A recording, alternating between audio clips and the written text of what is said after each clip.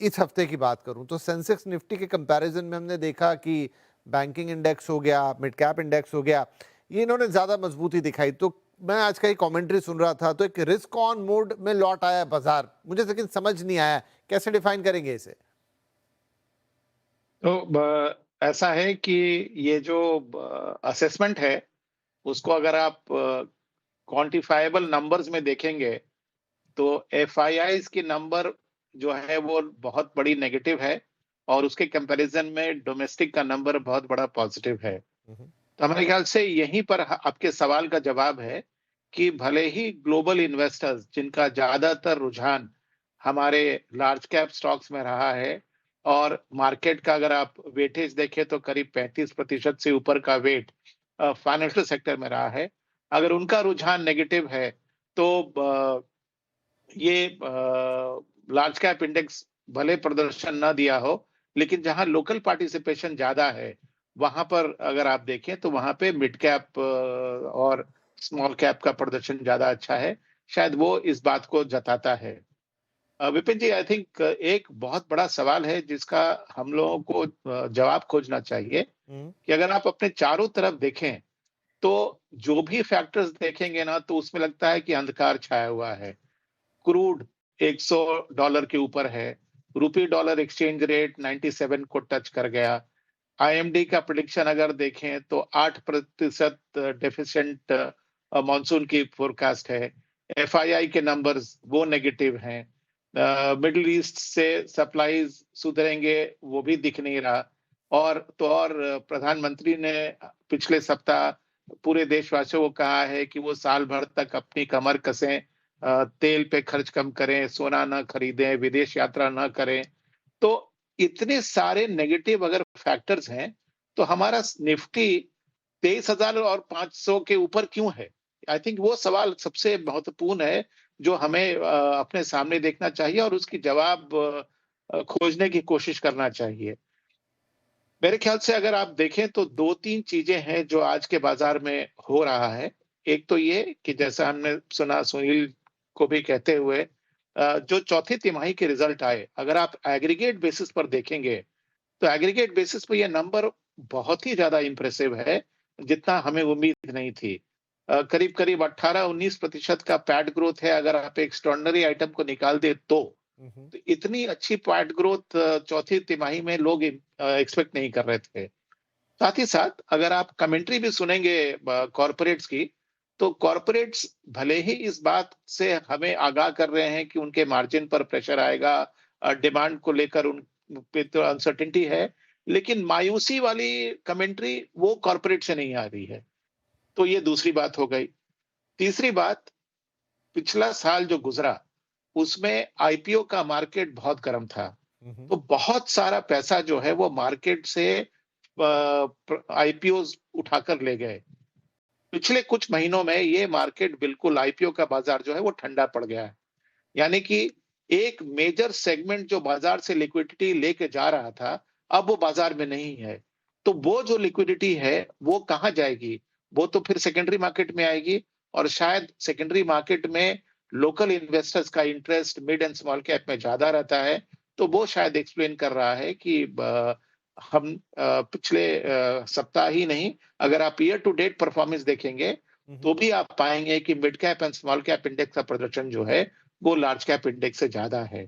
तो मेरे ख्याल से कहीं न कहीं एक उम्मीद की किरण तो मैं नहीं कहूँगा, एक उम्मीद जो बाजार में स्ट्रॉन्ग फाउंडेशन लेकर बैठा है, हम्म। वही ये रिस्क ऑन एनवायरनमेंट को भारत में बरकरार रखा है और उसका रिफ्लेक्शन कई जगह दिख रहा है। जैसे एसआईपी के फ्लोज़ वो कम नहीं हो रहे हैं। म्यूचुअल फंड के नंबर्स अगर आप देखें तो जिस महीने इंडेक्स गिरता है, उस महीने जो नेट फ्लोज़ है टू इक्विटी फंड्स वो ऊपर चला जाता है। जैसे पिछले महीना 40,000 करोड़ चला गया।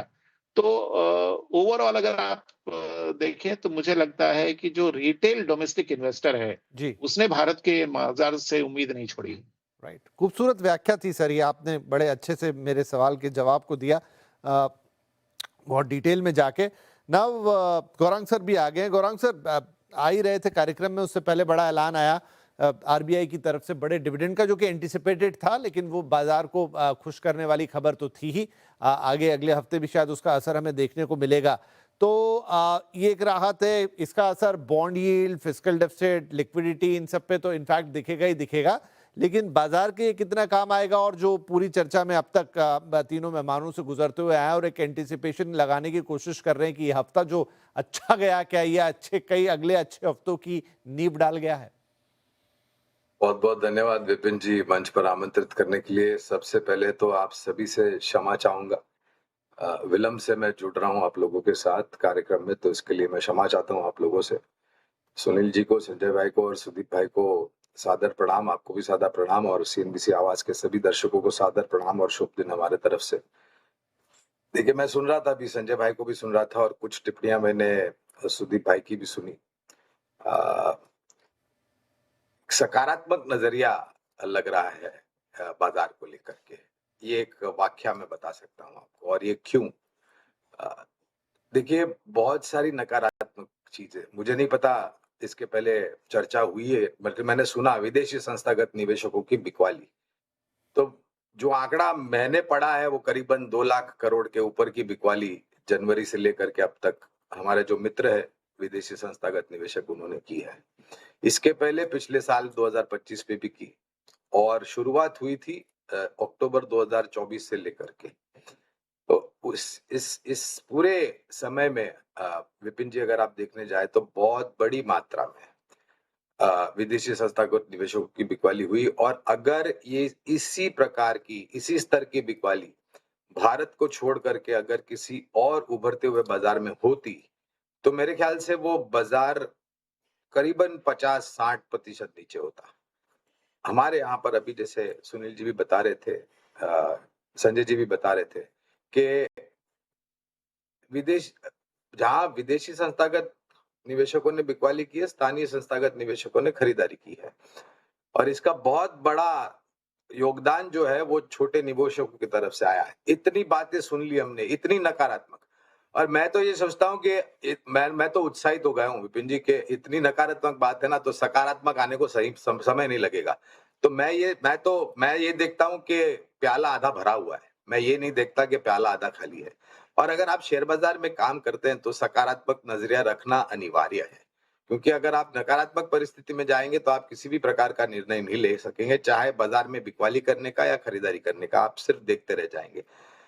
ये बातें हैं मौसम को लेकर के, बारिश की किल्लत को लेकर के, और ये जो महंगाई दर ऊपर जा रही है उसको लेकर के थोड़ी चिंता है। टिप्पणियां अभी तक नकारात्मक इस नए वित्तीय वर्ष को एक नतीजे जो आएंगे पहली और दूसरी तिमाही के, तो अभी तक तो कोई ऐसी नकारात्मक बातें नहीं सुनी है, लेकिन इस परिस्थिति में परिवर्तन होने के लिए ज्यादा समय नहीं लगेगा। अगर इस युद्ध को लेकर के आने वाले हफ्ते 2 हफ्ते में या शायद महीने भर में किसी भी प्रकार का एक प्रस्ताव पारित हो जाता है, हस्ताक्षर हो जाते हैं, मोहर लग जाते हैं, तो मेरे ख्याल से थोड़ा बहुत उत्साह आएगा। लेकिन विपिन जी, एक चीज समझना और जरूरी और अनिवार्य है कि अगर युद्ध विराम होता भी है तो सामान्य परिस्थिति तुरंत नहीं होगी 24 घंटे में या 48 घंटे में, क्योंकि जिस प्रकार का नुकसान हुआ है, हताशाई हुई है, उसको दुरुस्त करने के लिए और समय लगेगा। कुछ देशों ने तो ये बताया कि 3 साल से 5 साल लग सकता है। तो परिस्थिति थोड़ी कमजोर है। शायद हो सकता है कि इस साल के आधे हिस्से में हमें थोड़ी सकारात्मक बातें सुनने मिले, 1 जुलाई से लेकर के 31 दिसंबर तक। लेकिन थोड़ी और हमें श्रम जो है, थोड़ा धैर्य जो है, वो बना करके रखना पड़ेगा, और शायद थोड़ा बहुत नीचे के तरफ के दायरे के लिए भी तैयार रहें तो अच्छा है, क्योंकि ये जो 2 पक्ष है, अमेरिका और ईरान, दोनों के उन किसी के ऊपर विश्वास नहीं है इनको, ना अमेरिका को ईरान के ऊपर विश्वास है, ना ईरान को अमेरिका के ऊपर। तो जब तक दस्तावेज सामने नहीं आ जाता है, किसी भी प्रकार का अनुमान लगाना मेरे ख्याल से जोखिम से कम नहीं होगा।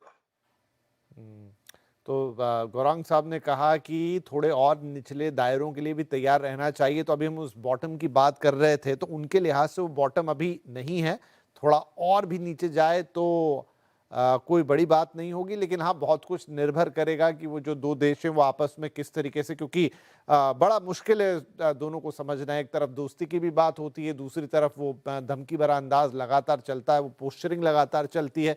बट एग्जैक्टली कब वो अनाउंसमेंट आएगी जिसको सब सुनना चाहते हैं, शायद थोड़ा वेट करना पड़ेगा उसके लिए। पर एक बड़ी खूबसूरत बात तो गौरांग साहब ने कही कि अगर आप बाजार में हैं तो आपको सकारात्मक रहना पड़ेगा, आपको पॉजिटिवली सोचना पड़ेगा, तभी आप बाजार को पकड़ पाएंगे। नहीं तो नेगेटिव अगर आप गए तो फिर हाँ, सवालों में आप सवाल कर सकते हैं, लेकिन सोच आपको सकारात्मक रखनी होगी, एंड दिस इज गुड।